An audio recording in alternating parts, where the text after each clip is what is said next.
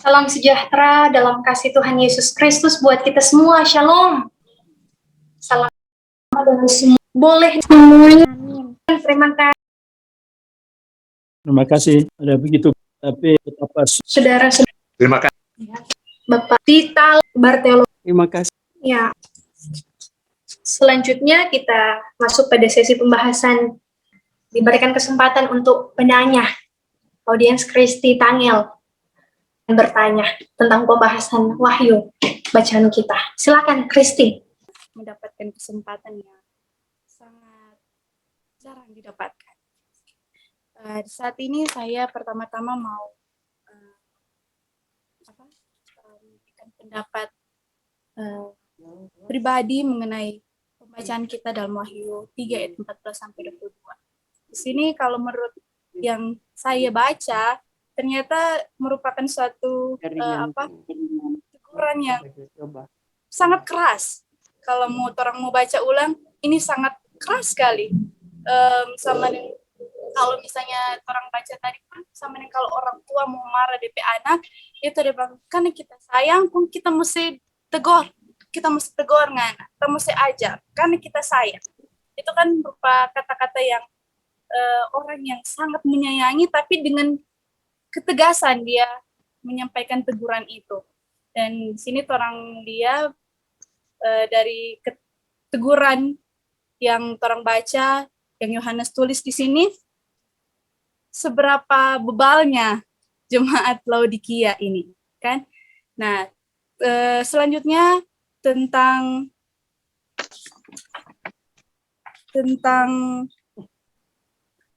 yang akan saya tanyakan, mungkin teman-teman lain juga sudah membaca dalam buku beberapa sumber mengenai kitab Wahyu ini, dan yang saya dapatkan dan saya tertarik untuk bertanya mengenai konsep menang, karena kan di sini ada penulis menyinggung tentang orang yang menang, dia akan duduk di sebelah tahta Allah.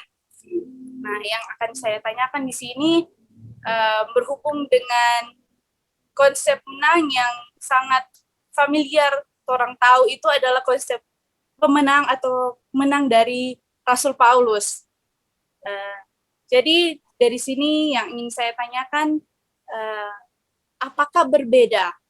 Mungkin akan ada persamaan tentang konsep menang dari penulis kitab Wahyu dengan Rasul Paulus, namun yang saya tangkap di sini konsep menang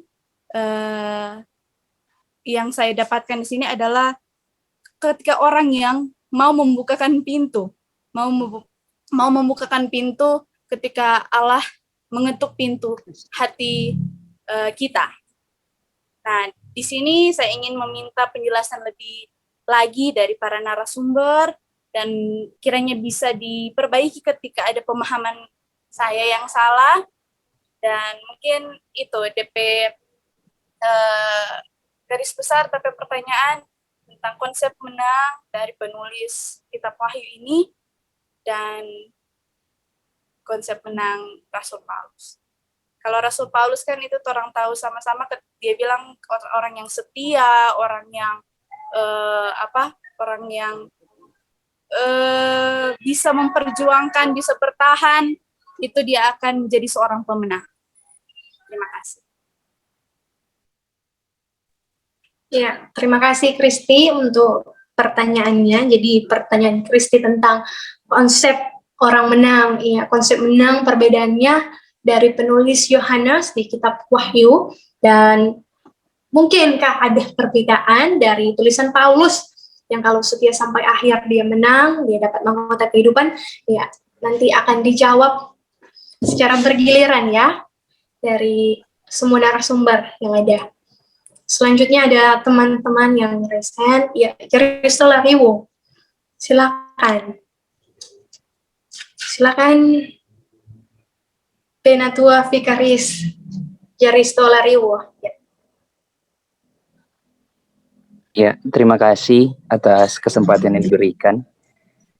Pertama saya mau menyapa seluruh narasumber yang ada, yang terkasih Bapak Pendeta Merentek bersama dengan Ibu Sincha Abraham Merentek, Bapak Pendeta Boy ke Mait dan juga Ibu Pendeta Rose dan juga teman-teman semua yang telah terlibat menjadi audiens dalam diskusi di malam hari ini.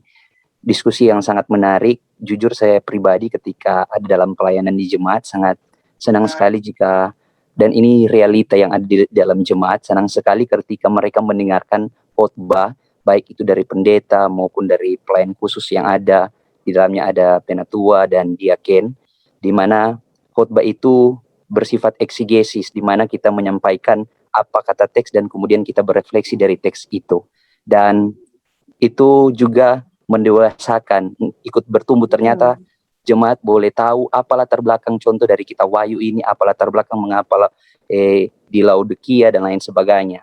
Dan untuk kesempatan yang indah ini, setelah para narasumber sudah menjelaskan mulai dari latar belakang dari kitab Wahyu, kemudian juga secara khusus dalam teks dalam kitab Wahyu pasal 3 ayat 14 hingga ayat yang ke-22 ini, ada satu hal yang menarik ketika saya membaca berulang-ulang teks ini, dan itu menimbulkan pertanyaan. Kita tahu jemaat ini sama yang tadi ada satu istilah orang lalu bilang jemaat ini jemaat yang lau-lau, nyandak panas, nyandak dingin. Nah, di saat ini di ayat yang yang menjadi pertanyaan saya yaitu di ayat yang ke-16. Jadi karena engkau suam-suam kuku dan tidak dingin atau panas, aku akan memuntahkan engkau dari mulutku. Nah, yang menjadi pertanyaan saya hanya sederhana saja. Apa karena kita tahu sekali dari kitab apokaliptik yaitu kitab Wahyu ini banyak menggunakan simbol-simbol. Simbol-simbol itu memberikan pengertian, pemahaman, dan yang saya tanyakan adalah arti dari kalimat aku akan memuntahkan engkau dari mulutku. Apakah makna yang mendalam dari ungkapan kalimat ini? Terima kasih. Boy dulu. Terima kasih buat pertanyaannya dari Jernisko yang mau menanyakan tentang karena begitu banyak simbol yang digunakan baik dari cara pengungkapan penulis Yohanes, Jernisko menanyakan khusus yang ada di ayat 16. Arti spesifik memuntahkan engkau dari mulutku, ya. Jadi pertanyaan dari audiens yang kedua dari Risto, khususnya yang ada di ayat 16. Karena kitab Wahyu ini ada begitu banyak simbol baik dari cara pengungkapan atau penulisan, khususnya di ayat yang ke-16 arti kata dari memuntahkan engkau dari mulutku. Gitu ya, Risto. Kalau kita lihat di sini mungkin Pendeta Ros masih mengalami kesulitan dalam menghubungkan kembali kita Pendeta Boy. Iya, untuk menjawab yang pertama dari Pendeta Boy. Boleh terserah jawab pertanyaan dari Kristi tentang arti menang khususnya dalam kitab Wahyu, ataupun boleh pertanyaan dari Jeristo yang arti kata di ayat 16, memuntahkan engkau dari mulutku. Silakan Bapak Pendeta Boy.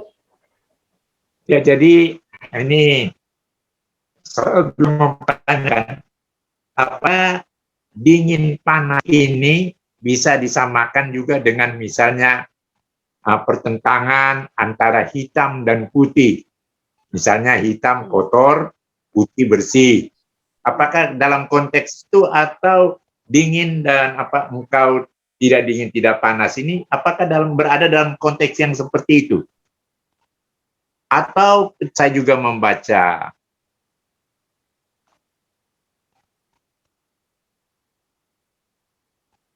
sudah ini sudah. Jadi ini kumpulan jadi ahli-ahli biblika dari Lembaga Biblika Indonesia dan Lembaga Alkitab Indonesia. Ini. Apa baca enggak? Gelap. Nah. Dorang itu ada semacam badan yang membuat ya tafsiran seperti yang dikatakan oleh Pendeta Victor tadi, teman saya tadi. Nah, jadi apakah yang saya pertanyakan apakah tidak panas dan tidak dingin itu dalam konteks seperti misalnya hitam dan putih. Ya, nah, hitam itu dalam bahasa religius dulu itu ilmu hitam, gitu. oh itu jahat, tapi kalau ilmu putih itu yang baik-baik. Nah, itu sering juga dalam agama kuno. Nah, apakah dalam konteks itu? Itu pertanyaan saya yang pertama. Nah, yang kedua, kalau dalam konteks baik dan buruk seperti itu, maka saya justru mengkritik. Saya justru mengkritik. Karena ya, dia tidak panas, karena tidak panas itu pasti ada positifnya, ada nilainya. Tapi juga dia tidak dingin itu pasti ada nilainya. Ya. Jadi dua-duanya positif. Nah, pemahaman saya yang dimaksud tentu bukan dalam konteks itu, tapi dalam konteks pendirian. Ya. Dalam konteks pendirian, dalam konteks pengambilan sikap, bukan sikap ikut Tuhan dan ikut berhala, bukan. Tapi dalam konteks pendirian untuk bagaimana jemaat mengembangkan ya, manfaat daripada kehidupan yang dia pilih. Ya. Saya pikir situ. Jadi, bagaimana manfaat kehidupan yang dia pilih, maka yang saya mau katakan tidak boleh ada keraguan-raguan. Barangkali ya situ saja dulu yang saya bisa katakan ya untuk kali ini. Cuma yang justru tadi saya mempertanyakan, tidak ada juga orang yang mempertanyakan mengapa ya. Jadi ini mungkin tambahan yang saya sampaikan. Mengapa gambaran tentang masa depan, tentang penghukuman dan semuanya tentang akhir zaman kok cuma diambil dari tujuh jemaat ini? Di mana dari hanya yang disebut banyak bisa dibaca cuma 3 yang saya dapati, yang lainnya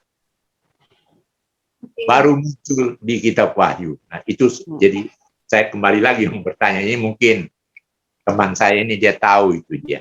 Iya, terima kasih buat Pendeta Boy atas jawabannya. Bagaimana mungkin ada tanggapan dari Pendeta Victor dan Pendeta Sinca mengenai pertanyaan dari kedua teman saya, dari Kristi dan juga Jeristo. Silakan. Saya kurang tahu mau mulai dari mana ini saya menjawab. Ya, barangkali oleh dari pertanyaan Kristi. Barangkali saya mulai dulu dengan itu 7 jemaat itu.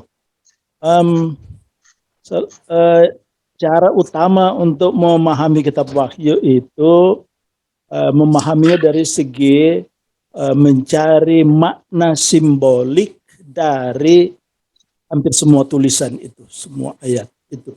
Termasuk angka 7 itu, 7 jemaat. Bukan berarti hanya 7 jemaat itu yang membaca surat-surat ini. Ya, tetapi memang penulis memilih 7 jemaat karena ada permasalahan masing-masing. Nah, itu yang akan kita baca dalam pasal 2 dan pasal 3. Keistimewaan atau kelebihan atau kekurangan dari ke-7 jemaat itu dipilih oleh penulis untuk menjadi address, alamat dari surat-surat itu sesuai dengan situasi dan kondisi dari jemaat yang bersangkutan itu. Jadi sekali lagi kita harus memahaminya secara simbolik. Maksudnya angka 7 sebenarnya itu angka keseluruhan, angka kesempurnaan. Maksudnya semua menunjuk bukan cuma 7 jemaat, tapi semua jemaat yang berhubungan, yang ada hubungan dengan permasalahan-permasalahan yang dihadapi oleh 7 jemaat itu.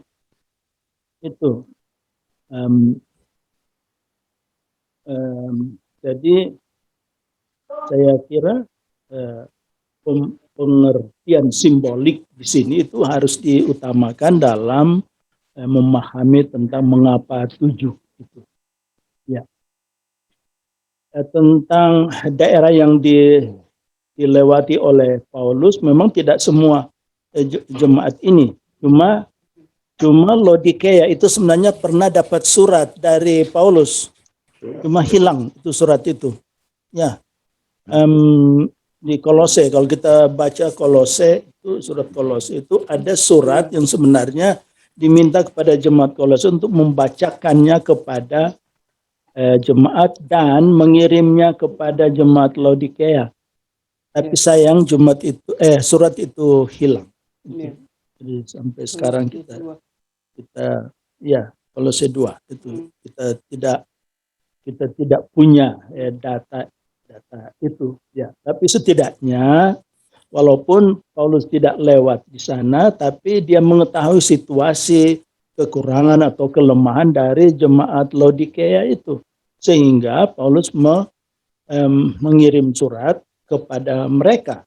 Tentu. Oke. Ya, tentang apa itu eskatologi itu juga sama, yaitu bahwa bukan hanya untuk ketujuh jemaat itu, tetapi ini berita universal bagi seluruh jemaat tentang berita eskatologis. Itu. Berikut tentang yang menang itu. Paulus sebenarnya memakai ilustrasi menang itu dari dunia olahraga. Dunia olahraga. Jadi dia mengajak jemaat belajar seperti atlet itu. Jadi yang berupaya mendapat juara itu ya. Tapi semua diajak oleh Paulus supaya semua mendapat juara ya. Ya setidaknya itu pemahaman Paulus tentang menang itu. Sedangkan dalam kitab Wahyu itu yang menang itu yaitu orang-orang yang tetap bertahan bersama-sama dengan Yesus, mempertahankan imannya sampai pada akhir kehidupannya. Sebenarnya itu. Ya, jadi kalau kitab Wahyu barang siapa yang menang, sebenarnya arti sederhana yang pertama adalah siapa yang tetap bersama Yesus. Tetap mempercayakan hidupnya kepada Yesus. Itulah arti sederhana daripada menang. Ya. Berikut saya sudah lupa pertanyaan lain. Oh ya, memuntahkan itu. Sebenarnya itu ada kata yang tidak diucapkan ya oleh Kristus. Jangan lupa bahwa ini semua ucapan Kristus yang disuruh kepada penulis Wahyu untuk menyampaikan kepada ketujuh jemaat. Ya, nah memuntahkan itu sebenarnya Kristus mau mengatakan bahwa aku jijik terhadap mereka. Jadi untuk mengungkapkan kejijikan itu dikatakan aku akan memuntahkan mereka. Dan itu suatu ucapan yang keras, menghina, memukul jemaat. Oleh karena sama sekali sebenarnya Kristus mau mengatakan aku sama sekali tidak mau begini. Ya, lebih baik panas atau lebih baik dingin, tapi jangan laulau begitu. Ya, jangan suam-suam kuku. Itu yang dimaksud ya dengan memuntahkan, maksudnya karena kejijikan itu mau menjauhkan diri dari mereka. Gitu. Jadi Tuhan mau menjauh dari mereka sebenarnya. Tapi jangan lupa bahwa di ayat-ayat di bawahnya itu ajakan untuk bertobat. Ajakan untuk bertobat. Jadi kalau kamu tidak bertobat ya bahwa ucapan ini memang akan betul-betul Yesus akan lari dari mereka. Sebenarnya itu ya maksud dari memuntahkan mereka dari mulutku. Itu kiasan daripada menjauhkan diri dari mereka dan tidak mau mendengar mereka. Gitu. Em, Sebenarnya ada satu catatan, apa itu, sebelum bertobatlah relakanlah dirimu, sebenarnya kurang tepat terjemahannya itu. Coba lihat ayat berapa itu, relakanlah dirimu, di ayat berapa itu ya? 20 atau ayat berapa itu? Ya. Terus sebenarnya terjemahan yang tepat dari kata Yunani itu em, eh, semangatlah itu, ya. Eh, Semangatlah kamu, jangan tinggal diam, begitu. Jangan masa bodoh, itu maksudnya.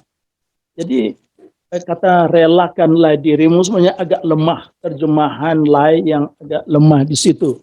Jadi sebenarnya terjemahan yang tepat itu berusahalah, bersemangatlah, semangat begitu ya, seperti kata yang populer sekarang ya, orang-orang teriakkan, ayo semangat gitu. Sebenarnya itu yang dimaksud oleh ayat itu. Jadi bukan relakanlah dirimu, tapi semangatlah, jangan tinggal diam, ya, jangan masa bodoh gitu.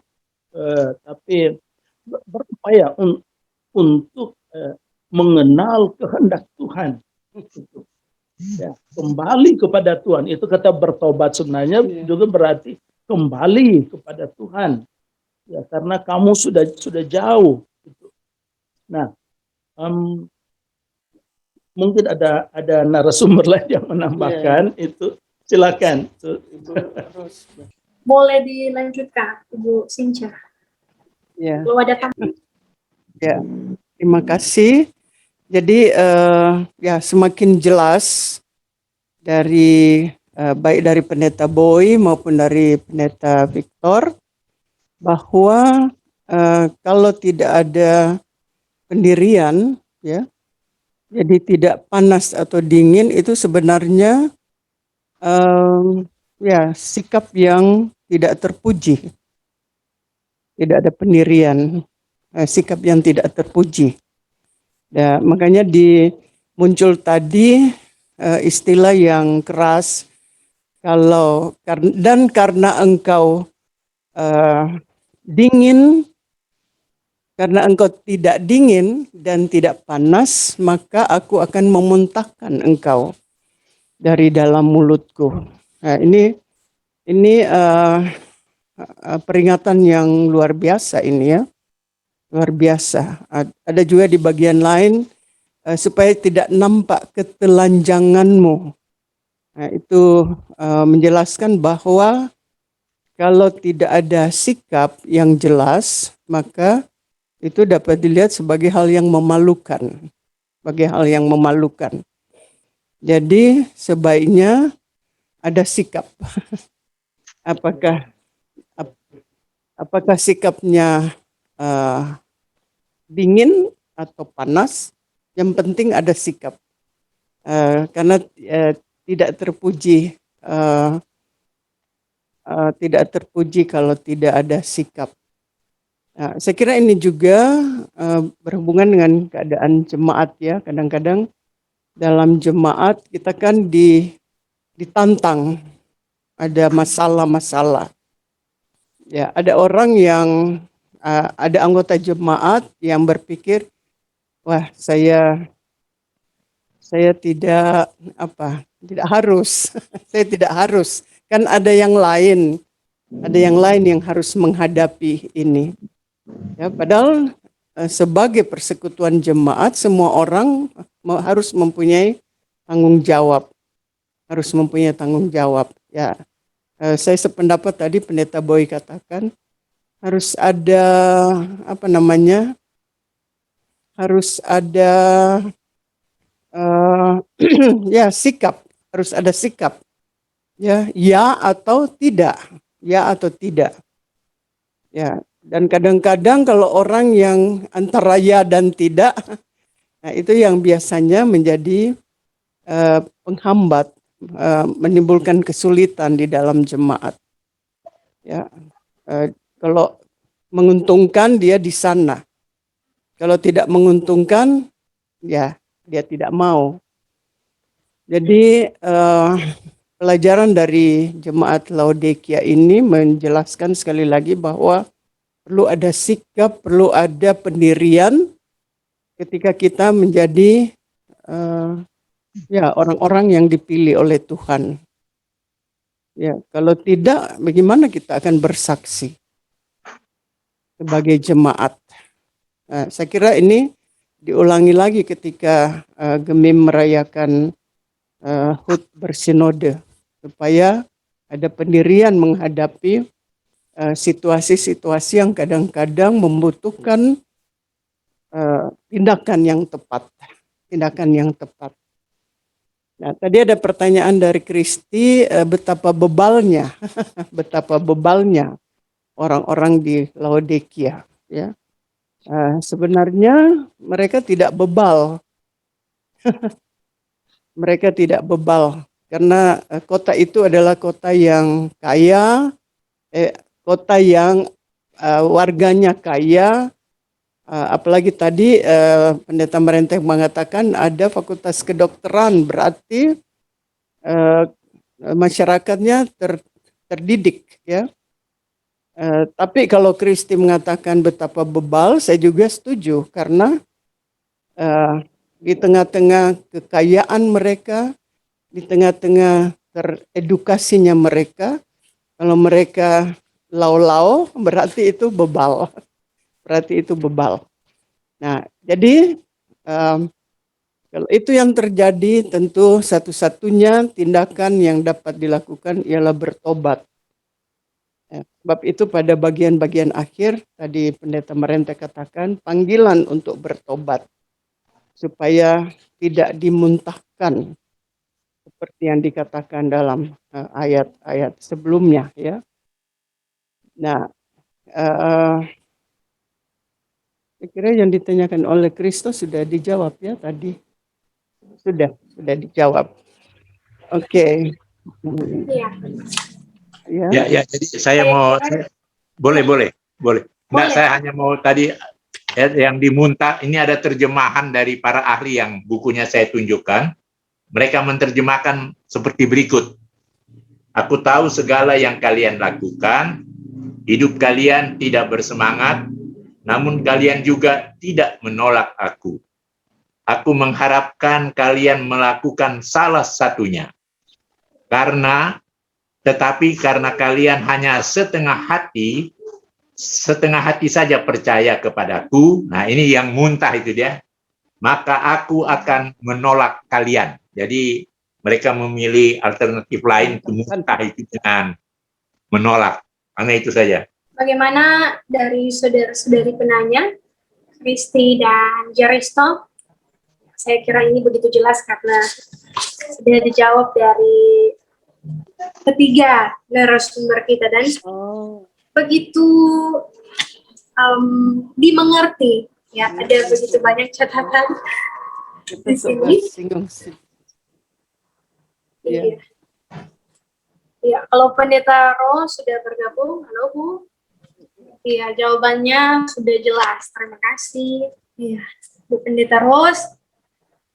Ya, rupanya memang ada kesulitan ya, kesulitan jaringan.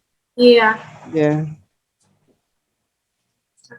Boleh saya menambah tadi Yeristo ya, maaf kalau saya salah. Kristo katakan apakah karena mereka itu lau-lau maka dianggap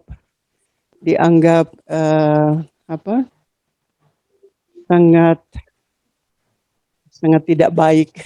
Ya, saya kira di situ kunci di dalam surat Laodikia ini. Surat kepada jemaat di Laodikia. Jadi untuk mengingatkan supaya ada pendirian, ada sikap, ya. Karena kalau orang tidak ada pendirian dan tidak ada sikap itu susah untuk mencari tahu alasan-alasan yang mau disampaikannya. Ya, kalau dia menyampaikan pendapat susah karena tidak ada tindakan nyata. Ya, bukan cuma tidak ada tindakan nyata, tapi tidak ada arah. tidak ada arah. Dan kalau dia sendiri ragu-ragu, ya, bagaimana dia mau memberi kepastian kepada yang lain.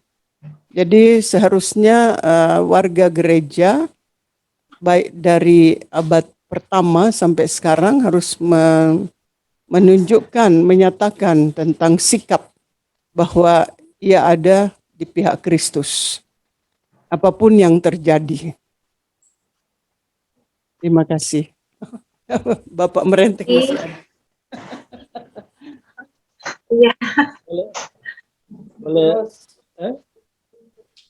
Ibu Ros, boleh atau Ibu Ros. kalau tidak saya mau tambah lagi. Boleh Pak Pendeta, ya. Tapi suaranya mungkin mic-nya harus Oh sorry. ditambah dekatkan lagi. Oke. Ya. Ya. Sebenarnya secara praktis, mengapa mereka disebut lau-lau jemaat Laodikia? Karena ini surat ini ditujukan kepada jemaat, bukan? Itu berarti jemaat Laodikia itu adalah jemaat yang percaya Kristus, Kristen mereka. Ya, kan itu bukan di situ masalahnya. Yang dipermasalahkan adalah mereka merasa aman, si tosok Kristen. Mau bikin apa lagi? Orang sok kaya, mau cari apa lagi? Berpendidikan tinggi, ya. Sementara itu masalah, ada banyak masalah kerohanian jemaat yang tidak ditangani, termasuk menyelesaikan masalah-masalah keluarga dan persoalan iman tidak mau diperdebatkan, tidak mau diperdalam. Itu sebenarnya salah satu buku tafsiran yang menekankan mengapa mereka disebut suam-suam.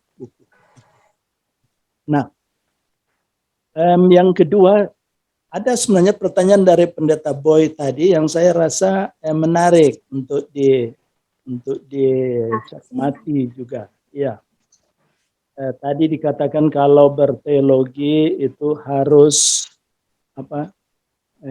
berteologi.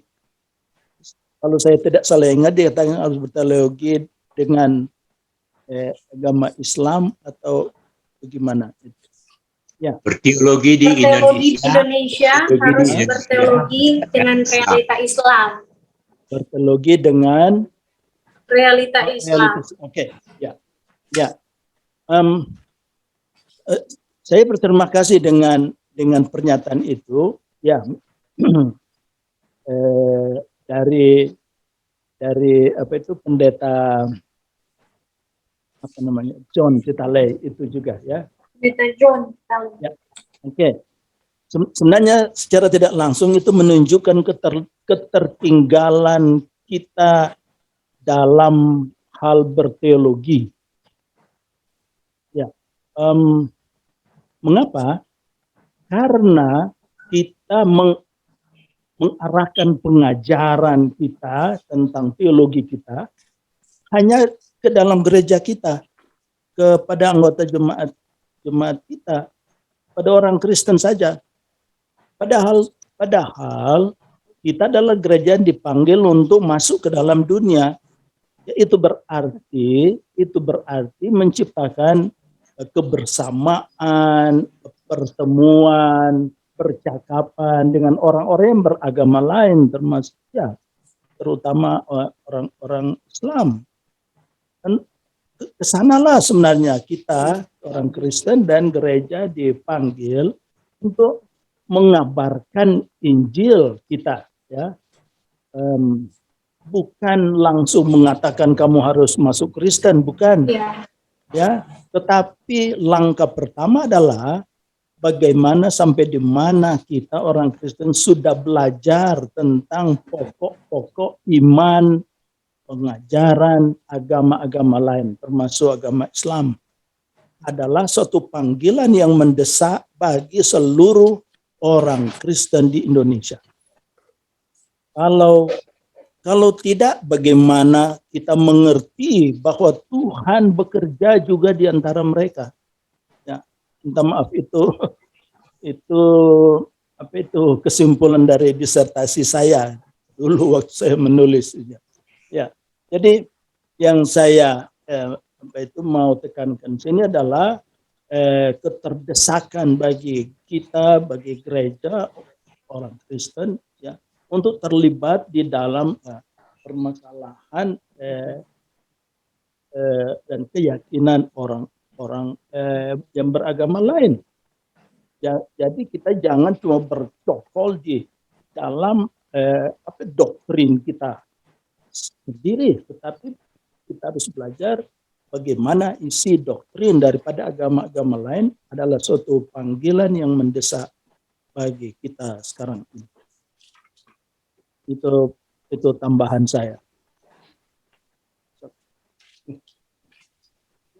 Oke. Oh iya. Terima kasih ya. Terima kasih moderator untuk kesempatan ini. Terima kasih Pak Pendeta. Jadi saya kira topik pembahasan menjawab pertanyaan dari teman-teman yang bertanya tadi sudah lebih berkembang, sudah lebih luas wawasan dan pemahaman kita dari setiap yang sudah disampaikan moderator kita. Baiklah kita. Oke, ya terima Untuk kasih. 5 menit. Jadi Ya, terima kasih. Eklesiologi Gemim, gitu.